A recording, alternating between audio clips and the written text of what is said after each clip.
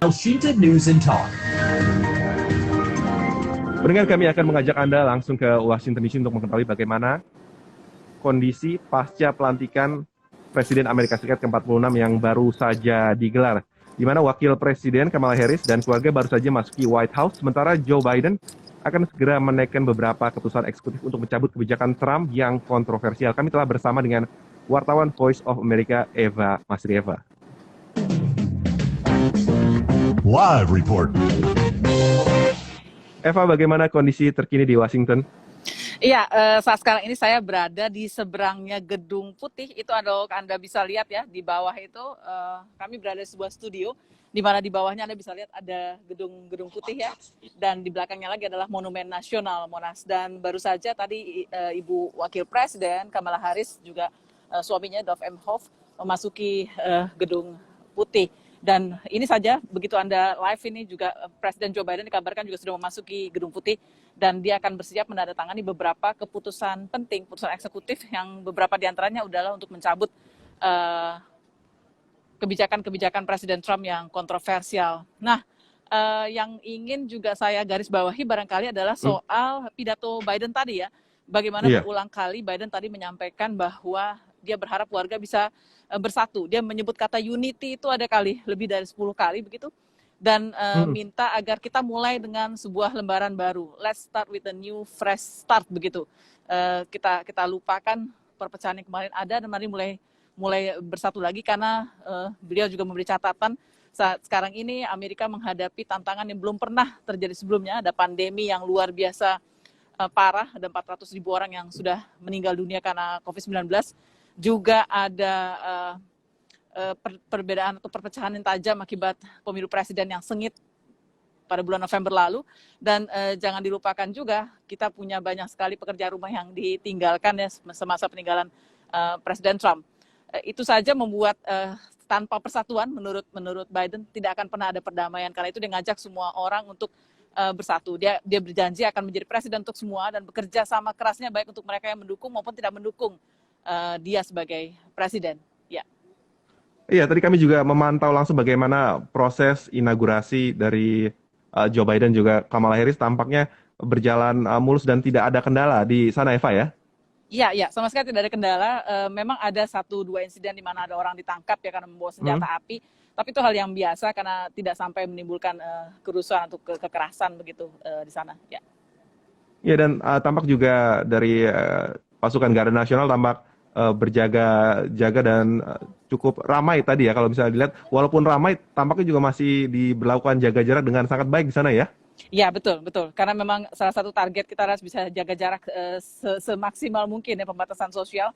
Mengingat ini, pandemi ini masih belum berakhir dan meskipun Presiden Joe Biden sudah mengatakan dia ingin agar dalam 100 hari pertama orang semua sudah pakai masker, makanya sekarang walaupun saya naik di atas ini kita pakai masker ya, walaupun nggak banyak orang nih, kalau nanti Anda bisa lihat di kiri kanan saya belum ada wartawan sama sekali, ini studio yang kita sewa di atas ini, belum ada wartawan, tapi tetap pakai masker daripada nanti kena sanksi begitu.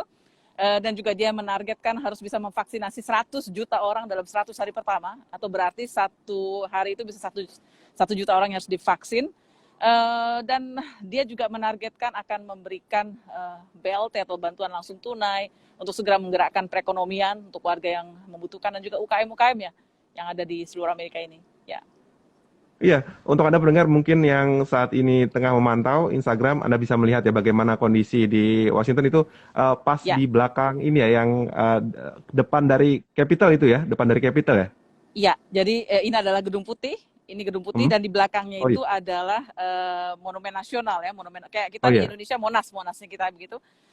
Dan di screen-nya ini gedung-gedung apartemen dan memang studio-studio untuk pers, untuk media yang biasa digunakan. Nah, di Gedung Putih tadi baru saja masuk Wakil Presiden Kamala Harris beserta dengan suaminya.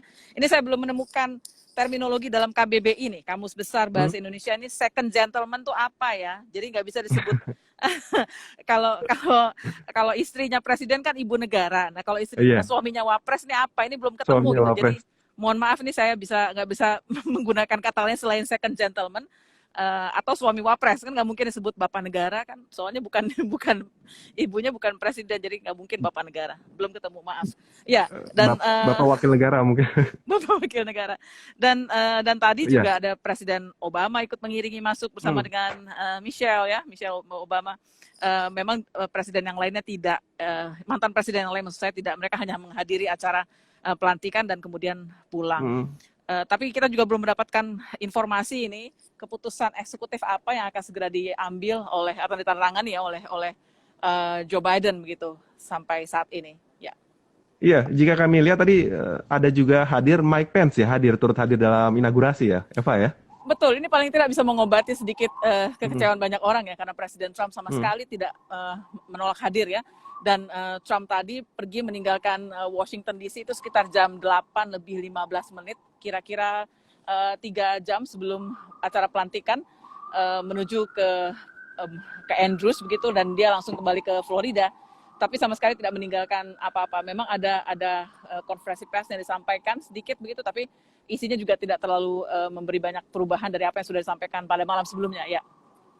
Iya, ini terdengar ada suara sirena. Ini suara sirena apa, Eva? Ya, ini sirena biasa memang kalau ada pejabat lewat, karena Biden sudah masuk ke dalam gedung putih ya, udah nggak ada lagi pejabat lain yang berada di luar ya.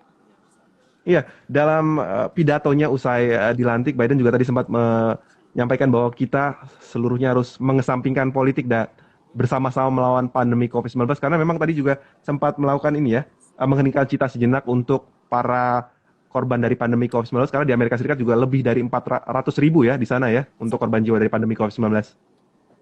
Ya, sudah lebih dari 400.000 orang yang meninggal dunia karena COVID-19. Sorry, sebentar ya. Go ahead.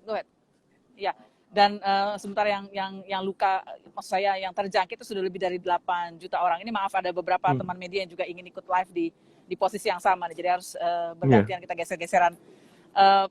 Dan Biden ingin menekan hal itu dengan mengaktifkan Undang-Undang Defense Act itu sehingga bisa memproduksi lebih banyak vaksin untuk warga atau mereka-mereka yang membutuhkan saat ini. Ya. Iya. Dan tadi juga Biden sempat menyampaikan pesan ya untuk seluruh di luar Amerika ya, bahwa Amerika telah melalui ujian ya, namun kita terus bertambah kuat dan siap untuk menghadapi tantangan depan dan kembali akan memimpin secara global, sampaikan Biden. Iya, itu betul. Tapi dia juga menyadari bahwa repositioning Amerika kembali di diplomasi dunia itu bukan satu hal yang mudah ya. Kita tahu bersama banyak sekali PR yang ditinggalkan. Kita tahu bagaimana Presiden Trump misalnya sempat keluar dari perjanjian iklim Paris tahun 2015. Dia juga keluar dari perjanjian nuklir dengan Iran, dan beliau sempat juga memberlakukan kebijakan yang melarang masuknya warga Muslim dari 6 negara. Ethiopia, Sudan, Somalia ke Amerika, dan ini mungkin akan segera dicabut oleh Biden, karena sampai sekarang saya belum dapat keputusan eksekutif apa saja yang akan dicabut oleh Joe Biden. Ya.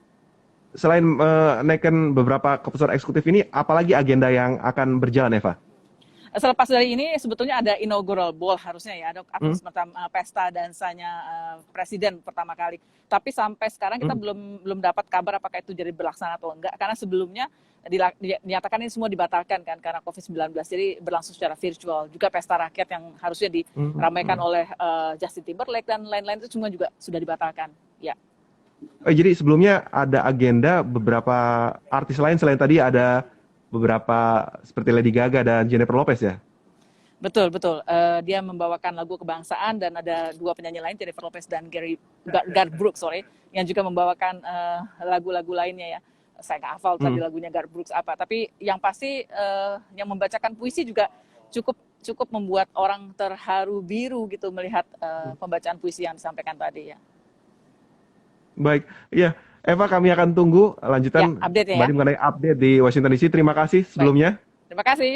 Selamat pagi. Elshinta News and Talk.